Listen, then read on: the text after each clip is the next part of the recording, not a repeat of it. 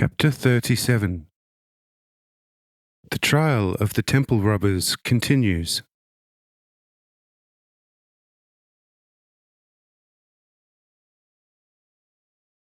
When the excitement of this event calmed down, the now familiar Philippold arrived from Cana, coming up to me at once to appraise me of how he brought everything in order in Cana.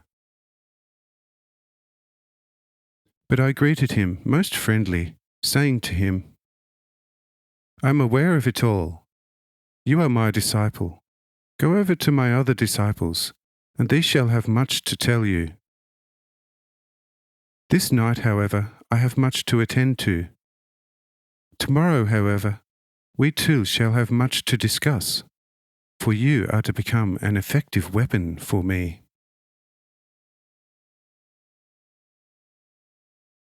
Philippold now moves over to the disciples, even as the keepers are announcing the arrival of those summoned from Capernaum and Chorazin, asking what is to be done.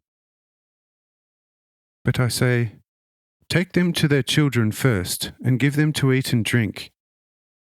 Meanwhile, we shall have an extraordinary session with the Pharisees." The keepers leave, and Faustus asks me whether it would not be better for me to examine the 12, while he would act merely as executive secretary. But I say, "No, brother, this won't do, for as far as they are concerned, you are the only one with official rank, wearing for that reason the emperor's token ring of authority, together with sword and baton. Therefore, you must examine them yourself. But what and how you ask, I shall place on your tongue, and they shall not be able to wriggle out.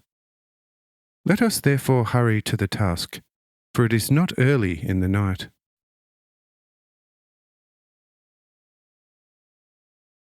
We move out to the courthouse, where the 12 and their 30 main accomplices are detained in custody under strong guard, waiting in the great fear for the arrival of the Chief Justice, for they did not have any more time and opportunity to get hold of a dozen or so false witnesses to lie for them under oath. Especial grace was promised by the temple to all servants who bore false witness for the temple, when circumstances made it necessary. These had to be, of course, fully informed in advance, which in the present case was impossible. We entered the courtroom in company with Kischona, Baram, Jonael, Jeruth, and the angel Archiel, together with the assistant judge and several scribes. Already at our entering, the infuriated chief Pharisee asks Faustus, "What manner is this towards us, priests of God, after we already complied with all demands, to treat us like common criminals, in not setting us at liberty? As surely as we are servants of God, if we are not set free at once, then God will treat you badly." Says Faustus, "Keep your silence, or I may be forced to silence you, for we have quite extraordinary things to settle with you. Listen to me now with attention. I have already remarked to you earlier on that your immense treasures appear to me to be the very self-same about which I had made questionable mention to you earlier. I am now quite sure in all but one aspect about this would-be assassination attempt during the transfer to the emperor in Rome of tax moneys and other treasures from the Pontus and Asia Minor. And this one aspect consists in: according to the report, the taxation moneys and various treasures were escorted by a quarter legion of Roman soldiers. It could not, therefore, have been a light matter for you to overpower such powerful escort, and to either completely wipe it out, or at least force its retreat,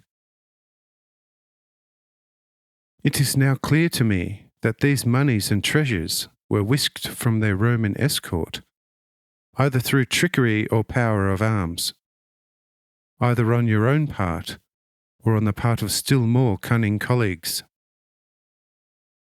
For this we need no further proof, for we already have over 100 witnesses to testify for it.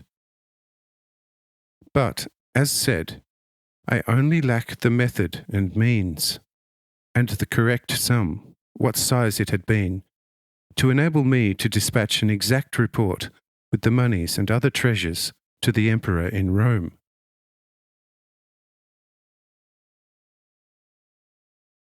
Says the chief of the Pharisees, Lord, this slander of us is too great for us to let rest upon us. And if you had 1,000 witnesses against us, it would not help you, for our case is too firm, and you shall not with all your power bend one hair. Therefore, save yourself all further effort, for from here on you shall not be dignified with further answers, unless for your undoing. If you have not come to know the Pharisees by now, then you soon shall get to know them. For such immense blot we cannot allow to rest upon us. We yielded on account of the forestry infringement, although we need not have done so in accordance with our laws. But from here on we break it off, and if you should unscrupulously dare but touch 1 cent, be it gold, pledge, or treasure, you shall not only have to restore it 100-fold, but also there shall be an end to all your glory, because they shall in the temple have by now found out how most brazenly they carry on with us here. Says Faustus, Well then, it is in this fashion that you intend to get yourselves off the hook. Good. Then I know exactly what I have to do with you. Your trial is at an end. The matter is verified through 100 witnesses, and your guilt surfaced. I say to you no more, giving you an ultimatum. The executioners stand outside. Should your 30 accomplices wish to talk, their lives shall be spared. If, however, they too refuse to talk, then this very night the axe shall be theirs as well as yours. This ought to convince you how much I fear you.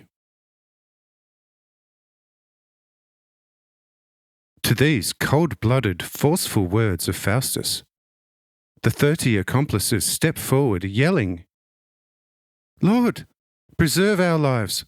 We intend to give detailed descriptions of how this matter took place.